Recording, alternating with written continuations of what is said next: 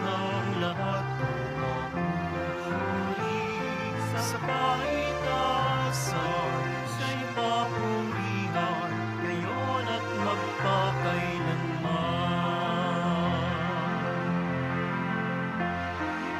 Mawit ang daigdigan, lahat ng Mawit ang sangkatauhan, purihin ang Panginoon. Papuri sa kaitaasan, siya'y papurihan, Diyos ng lahat.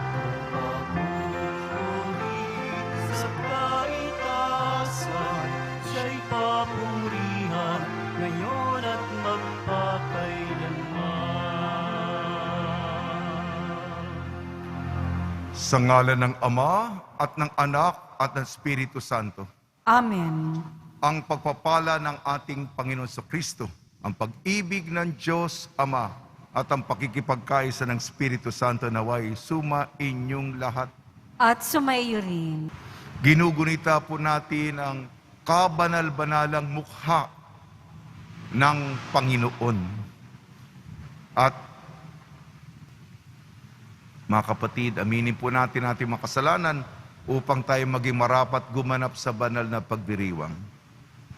Inaamin ko Sa makapangyarihang Diyos at sa inyo mga kapatid, na lubha akong nagkasala sa isip, sa salita at sa gawa at sa aking pagkukulang. Kaya'y sinasamo ko sa mahal na Birheng Birheng Maria, sa lahat ng mga anghel at mga banal, at sa inyo mga kapatid, na ako'y panalangin sa Panginoong ating Diyos. kaawan tayo ng makapangyarihang Diyos, patawarin tayo sa ating makasalanan at patnubayan tayo sa buhay na walang hanggan. Amen. Panginoon, kaawaan mo kami. Panginoon, kaawaan mo kami. Kristo, kaawaan mo kami. Kristo, kaawaan mo kami. Panginoon, kaawaan mo kami. Panginoon, kaawaan mo kami. Manalangin tayo. Ama naming makapangyarihan, niloob mong akuin ng iyong anak ang krus at kamatayan upang ang sangkatauhay matubos at mabuhay. Ang pag-ako namin sa krus at kamatayan dito sa lupa, ayon sa diwa ng pagsunod sa iyong loob, na ginanap ng iyong anak, ay magpagindapat nawang aming kamtin ang lubos na katubusan at pagkabuhay sa iyong piling, sa pamamagitan ng Kristo kasama ng Espiritu Santo magpa sa walang hanggan. Amen. Magsiupo na po ang lahat.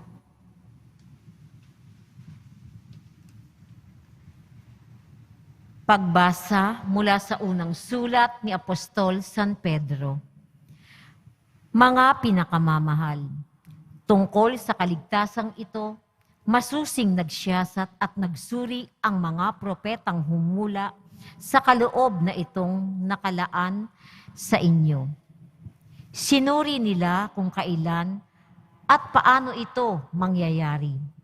Ang panahong ito ang tinutukoy ng Espiritu ni Kristo na sumasa kanila nang unang ipahayag sa kanila ang hirap at tiisin ni Kristo at ang parangal na natatamuhin niya.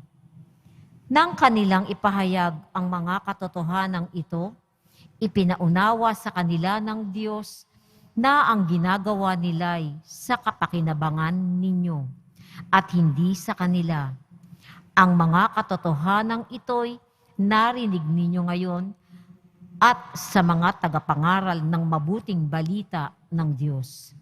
Nagsalita sila sa inyo sa kapangyarihan ng Espiritu Santong sinugo sa kanila buhat sa langit. Ang katotohanang ito'y pinananabikang maunawaan ng mga anghel sa langit. Kaya nga, ihanda ninyo ang inyong mga isipan. Magpakatatag kayo at lubos na umasa sa pagpapalang tatamuhin ninyo kapag nahayag na si Jesucristo. Bilang mga anak, sundin ninyo ang Diyos at huwag ang masasamang hilig tulad ng ginagawa ninyo noong kayo'y wala pang tunay na pagkaunawa. Hiyamang ang Diyos na humirang sa inyo ay banal, dapat kayong magpakabanal. Anuman ang inyong ginagawa, ayon sa nasusulat. Magpakabanal kayo sapagkat ako'y banal. Ang salita ng Diyos. Salamat sa Diyos.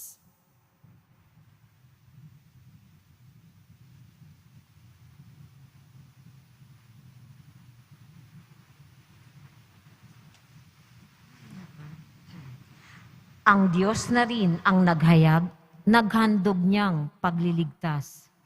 Ang Diyos na rin ang naghayag ng handog niyang pagliligtas.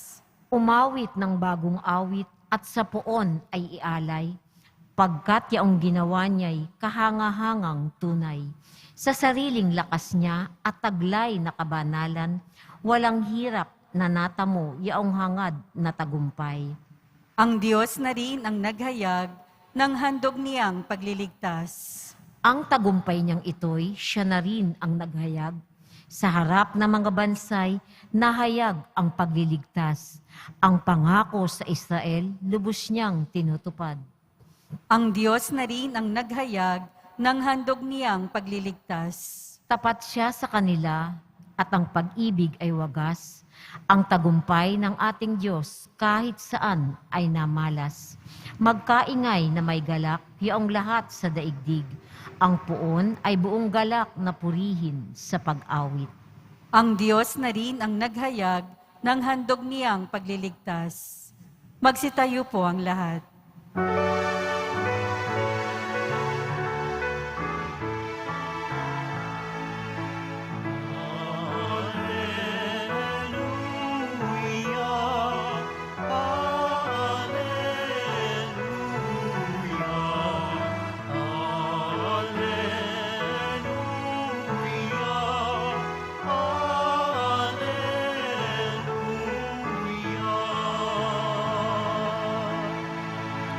Papuri sa Diyos Ama, pagkat ipinahayag niya, hari siya ng mga abang.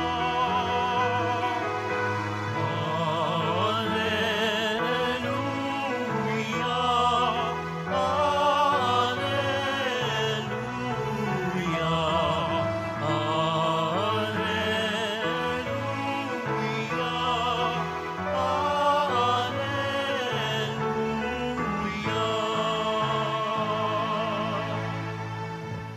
Sumainyo ang Panginoon. At sumayo rin. Ang mabuting balita ng Panginoon ayon kay San Marcos. Papuri sa iyo, Panginoon. Noong panahong yun, nagsalita si Pedro kay Jesus. Tingnan po ninyo, iniwan namin ang lahat at kami sumunod sa inyo. Sinabi ni Jesus, tandaan ninyo ito, ang sinuman mag-iwan ng bahay o mga kapatid, ina, ama, mga anak, mga lupa, dahil sa akin at sa mabuting balita, ay tatanggap ng makasandaang ibayo sa buhay na ito, mga bahay, mga kapatid, mga ina, mga anak at ang mga lupa, ngunit may kalakip na pag-uusig. At sa kabilang buhay ay magkakaroon ng buhay na walang hanggan. Ngunit maraming nauuna na magiging huli. At maraming mauhuli ay magiging una. Ang mabuting balita ng Panginoon. Pinupuri ka namin, Panginoong Hesukristo. Magsiupo na po ang lahat. Binabati po namin kayo sa pagpapala, pagbibindisyon, pagbibiyaya, pagkakaloob ng napakaraming grasya mula sa ating napakabait na Nuestro Padre Jesus Nazareno. Ginugunita po natin ang banal na mukha ng Panginoon. Ang banal na mukha niya. Binugbog dinuraan, pinagsasampal, ang ulo nilagyan ng tinik ng korona, pinaitim ng ating mga piniling at nasarapan tayong mga kasalanan. Kaya nga, kung pagninilayan natin, haharap tayo sa Kanya, tayo po'y tumanaw ng hindi lamang utang na loob. Lumapit tayo na may pagpapakumbaba, pagsisisi, pasasalamat, at paghanga din sa Kanya bilang Diyos na nagmamalasakit sa atin. Malapitan natin, katulad kung kausap nating malapitan ng isang kakilala, mukha sa mukha, tinitingnan natin sa mata upang ipadama ang ating atensyon at sana naman ang ating sensiridad. Ang ating unang pagbasa, unang sulat ni Pedro, magpakabanal tayo sapagkat ako ay banal, sabi ng Panginoon. Marupok tayo, makasalanan tayo, palpak tayo. Ngunit ang layunin natin na mataas din, mataas ang pangarap ng Diyos sa atin, maging banal tayo. Magpakasanto, magpakasanta. Sabi nga, isa lamang ang trahedya sa buhay. Ano yung marami tayong mga trahedya sa buhay. Pero isa lamang ang talagang trahedya. Ano yun? Hindi ka naging santo, hindi ka naging santa. Sapagkat kung hindi ka naging santo at santa, kapahamakang walang hanggan. Ang ibig sabihin nito. Paalala po ang ating misyon sa buhay. Sa ating ebanghelyo po ayon kay San Marcos, meron pong mga nauuna, mga makapangyarihan, mga matataas, mga sikat, mga popular. Datong-datong ang kanilang mga pera, mga palasyo, ang kanilang tinitiran. Ang mga nauuna sa buhay nito, mahuhuli sa kabila. At ang mga nahuhuli dito sa lupang ito, napag-iwanan, nakaligtaan, mga mararita, mga dukha, mga mahihirap, sila ang nasa puso ng Panginoon. Sila ang itatanghal, itataas, itatampo. Kaya nga, hindi kayamanan ng daigdig na ito, hindi po dolyares, hindi po euro, hindi po pounds ang dapat ipunin. Ang mga espiritual na kayamanan, pagtulong sa kapwa, pag-ayuda, karidad. Yan po ang kayamanang iipunin. Mag-iimpok po tayo. Akumulasyon ng mga espiritual. Yan ang magpapalugod, magpapataba sa puso ng Diyos. Yung mukha niya na binugbog natin, pangitiin naman natin, pasayahin naman natin. Yung mata niya, alam naman natin yun, yung kumukuti-kutitap. At may pusong nilalapitan natin na may kilig. Kasi yun ang pag-ibig, yun ang dalhin natin sa ating pakikipagkaibigan. Yun lang po, mga kapatid. Sa tulong ni Maria, nawa po ay kaibiganin natin at mahalin natin ang Panginoon.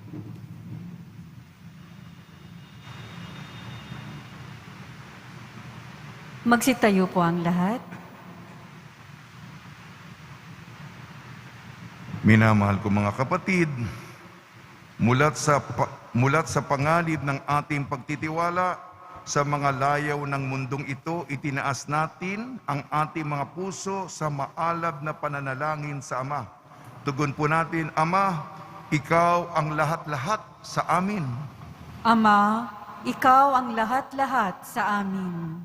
Ang simbahan sa buong sandaigdigan naway maging matibay at tunay na tanda ng daan tungo sa walang katapusang kaligayahan at buhay na walang hanggan.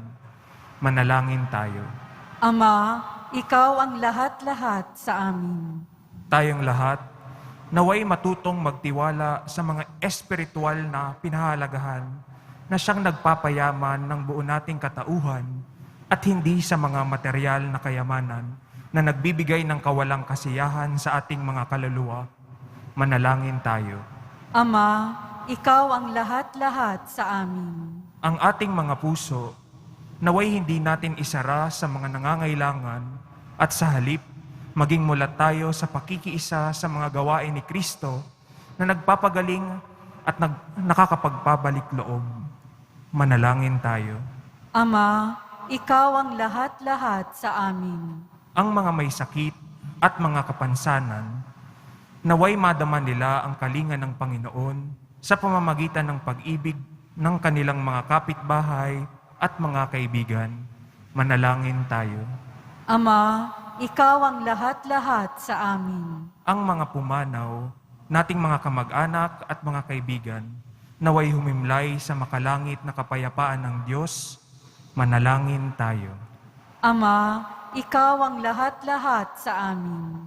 Makalangit na Ama, tingnan mo ng may habang mga pangangailangan.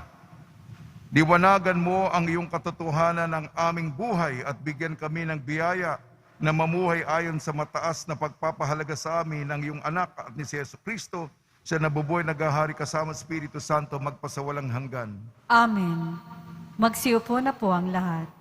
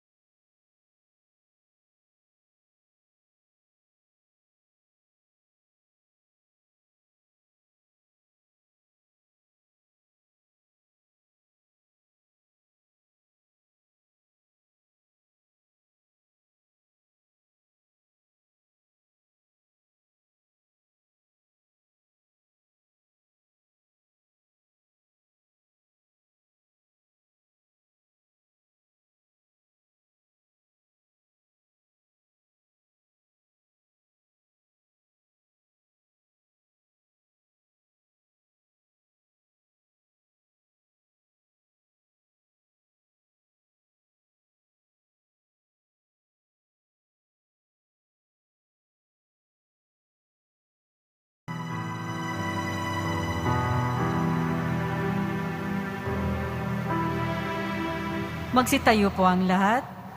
Manalangin kayo mga kapatid upang ang ating paghahain ay kalugdan ng Diyos amang makapangyarihan. Tanggapin nawa ng Panginoon itong paghahain sa iyong mga kamay, sa kapurihan niya at karangalan, sa ating kapakinabangan at sa buong sambayanan niyang banal. Ama namin lumikha sa ikapagpapatawad ng mga kasalanan, maganap dawa ang paghahain ito na sa dambana ng krus ay siyang pumawi sa kasalanan ng buong mundo sa pamamagitan ng Kristo kasama ng Espiritu Santo magpasawalang hanggan. Amen. Sumainyo ang Panginoon. At sumaiyo rin. Itaas sa Diyos ang iyong puso at diwa. Itinaas na namin sa Panginoon. Pasalamatan natin ang Panginoong ating Diyos. Marapat na siya ay pasalamatan. Ama naming makapangyarihan, tunay nga marapat na ikaw ay aming pasalamatan. Ngayong ipinagdiriwang ang paghahain ng Mesiyas, ang maamong tupa na tumubo sa aming lahat. Ang katawan ng anak mong sa krus na bayubay ay handog ng pag-ibig na walang kapantay. Ito ang paghahaing ganap mong kinalugdan. Ito ang nilunggati ng dating pag-aalay. Ang buong sarili ng anak mong si Jesus ay inihain sa iyo upang kami matubos. Siya ang dambana at paring naghahandog. Siya pa rin ang tupang handog na ibinukod. Kaya kaisa na mga anghel na nagsisiawit ng papuri sa iyo nang walang humpay sa kalangitan, kami nagbubunyi sa iyong kadakilaan. Santo, Santo, Santo, Panginoong Diyos ng mga hukbo, napupuno ang langit at lupa ng kadakilaan mo, o sana sa kaitaasan. Pinagpala ang naparirito sa ngalan ng Panginoon, o sana sa kaitaasan. Magsiluhod po ang lahat. Ama naming banal, ikaw ang bukal ng tanang kabanalan. Kaya sa pamamagitan ng Espiritu, gawin mong banal ang mga kaloob na ito, upang para sa amin maging katawan at dugo ng aming Panginoong Jesucristo. Bago niya pinagtiis ang kusang loob na maging handog, hinawakan niya ang tinapay. Pinsalamatan kanya. Pinaghati-hati niya yun. Iniabot sa kanyang malagad at sinabi, tanggapin ninyong lahat ito at kanin. Ito ang aking katawan na ihahandog para sa inyo.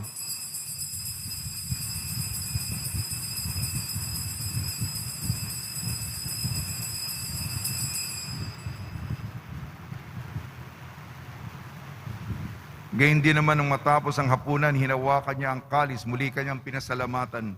Inabot niya ang kalis sa kanyang malagad at sinabi, tanggapin ninyong lahat ito at inumin. Ito ang kalis ng aking dugo, ng bago at walang hanggang tipan. Aking dugo na ibubuhos para sa inyo at para sa lahat. Sa kapagpapatawad ng mga kasalanan, gawin ninyo sa pag-alala sa akin.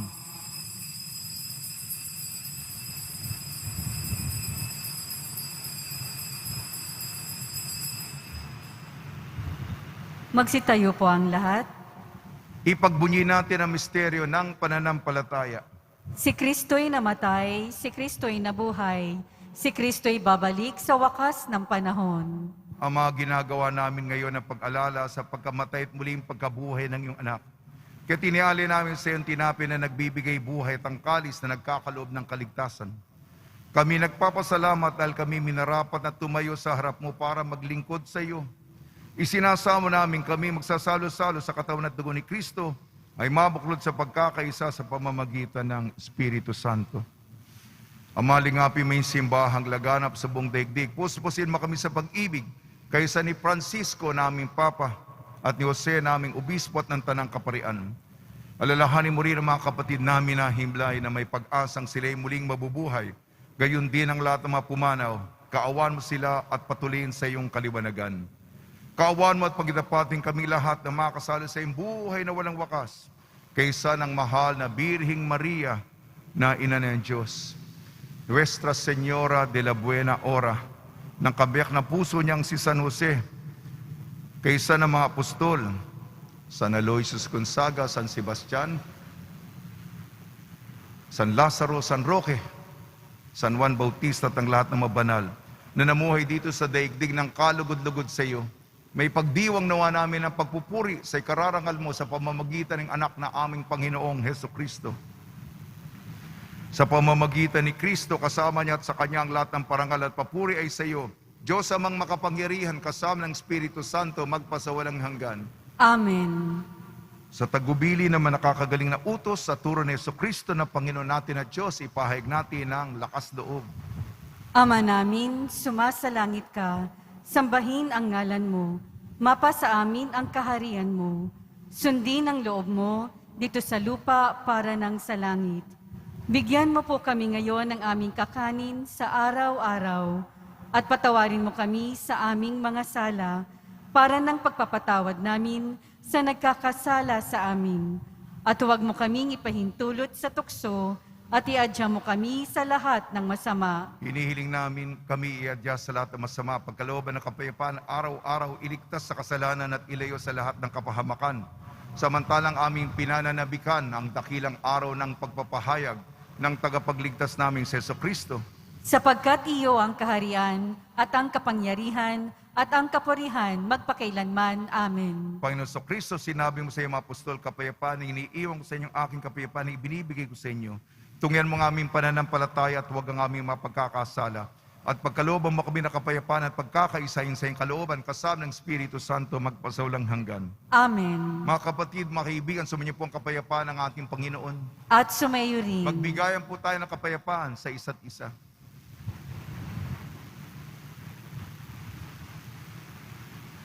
Kordero ng Diyos na nag-aalis ng mga kasalanan ng sanlibutan, maawa ka sa amin. Kordero ng Diyos na nag-aalis ng mga kasalanan ng sanlibutan, maawa ka sa amin. Kordero ng Diyos na nag-aalis ng mga kasalanan ng sanlibutan, ipagkaloob mo sa amin ang kapayapaan. Magsiluhod po ang lahat. Ito ang kordero ng Diyos, ito nag-aalis ng kasalanan ng sanlibutan, mapalad na inayayahan sa kanyang piging. Panginoon, hindi ako karapat-dapat na magpatuloy sa iyo, ngunit sa isang salita mo lamang ay gagaling na ako.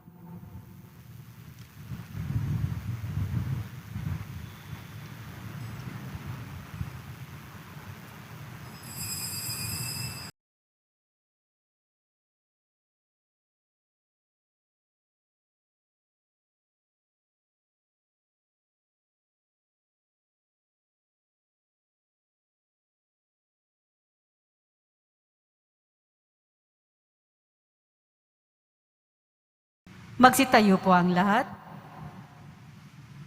Manalangin tayo.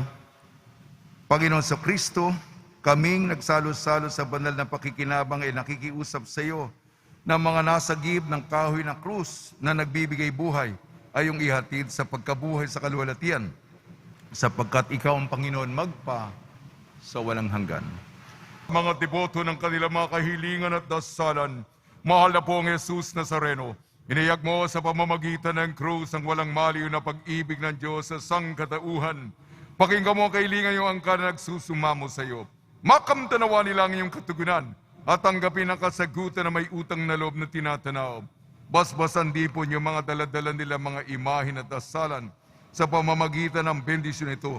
Naway maalala nila mga pangalan sa binyang na ikaw ibig at pagliling ko ng bilang Panginoon magpa sa walang hanggan. Amen. Sumainyo ang Panginoon At sumayo rin. at pagpalain kayo ng makapangyarihan Diyos, Ama, Anak at Espiritu Santo. Amen. Taglayin po niyo sa inyong pag-alis ang kapayapaan ni Jesucristo. Salamat sa Diyos.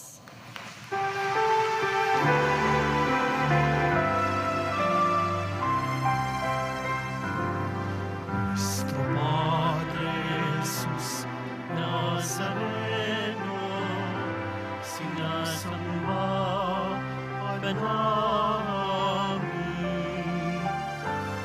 pinipintulo ka namin, aral mo ang aming buhay at kaligtasan. Nuestro Padre Jesus Nazareno, iligtas mo kami sa kasalanan. Ang pusong kinamatayan ay sagisag ng aming kaligtasan. Nuestro Padre Jesus Nazareno, inarangal ka namin. Nuestro Padre